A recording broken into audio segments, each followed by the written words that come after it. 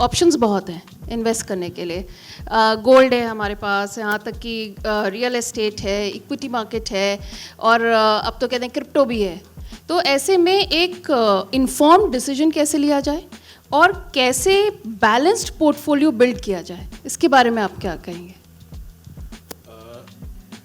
Balance portfolio बनाना है, आपको किस एसेट क्लास में इन्वेस्ट करना है, वो डिपेंड सबसे पहले इस बात पे करता है कि आप लोग कितना रिस्क ले सकते हैं, कितने टाइम के लिए आपको पैसा ब्लॉक करना है और आपकी रिटर्न एक्सपेक्टेशंस क्या है।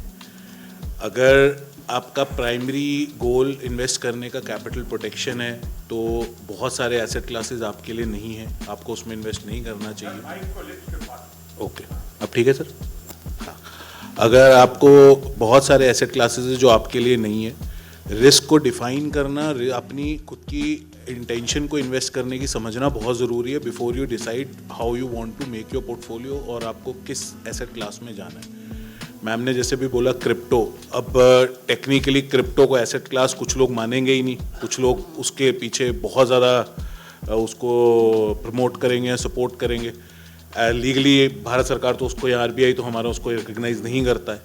बट हैविंग सेड दैट, आज आप उसको अगर उस रिस्क को अपने प्रोफाइल में अपने पोर्टफोलियो में लेके आना चाहते हैं तो यू शुड अंडरस्टैंड कि वो ऐसी मार्केट है जिसके अंदर 100 और 0 दोनों पॉसिबल है।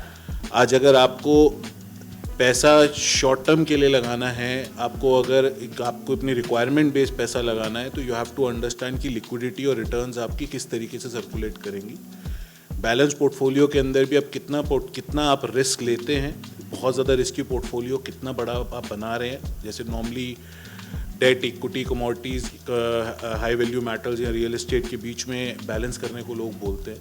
तो जितना आपका रिस्की पोर्टफोलियो है उसको बैलेंस करने के लिए सेफ पोर्टफोलियो की रिटर्न उतनी रहे तो प्रिंसिपल प्रोटेक्शन थोड़ी आपको मिल जाएगी। Even if you have to take that risk, 10% of your portfolio, 15% of your portfolio can make sense, but overall उसके पीछे भागने का कोई सेंस नहीं है। तो diversification has to be in debt, has to be in equity, fixed income generated products आपके पास होने चाहिए।